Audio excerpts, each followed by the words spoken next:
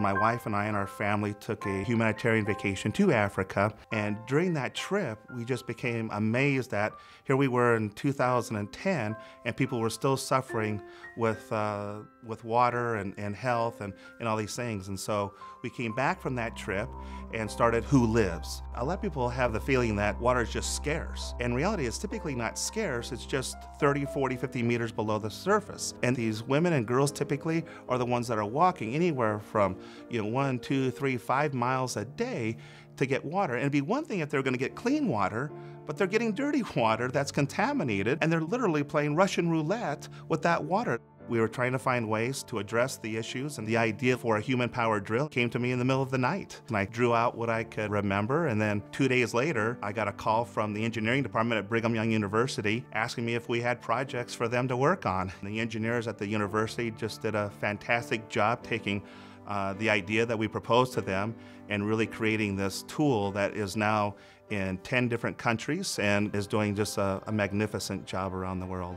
US Synthetic is a company down in Utah County, and we make diamond cutters. Really, they're used for drilling natural gas and oil. A typical drill to get a water well in Africa is about $8,000 or $10,000, if not more. And there's just a lot of places in Africa where it's inaccessible because of the remoteness. And so his idea of a human-powered drill, I just immediately saw the impact that it could have.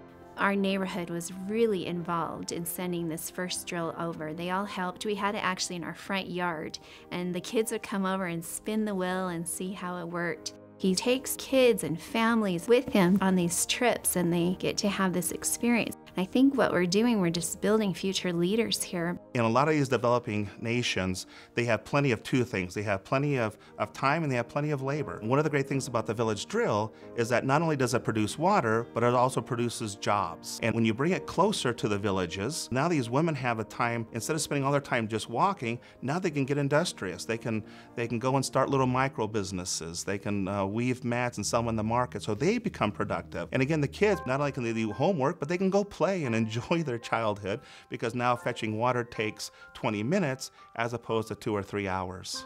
It takes a special person to be able to do what he does, and it takes a person with a vision. It takes a person who's got some leadership and obviously some stamina and determination. John is that kind of a person. He's an entrepreneur, he's a visionary, and somebody who just doesn't give up, and that's kind of what it takes, because there's so many bumps in the roads and so many ups and downs. I admire John. He's leaving a legacy. He's leaving something that will always be remembered, not just our own family, but others as well.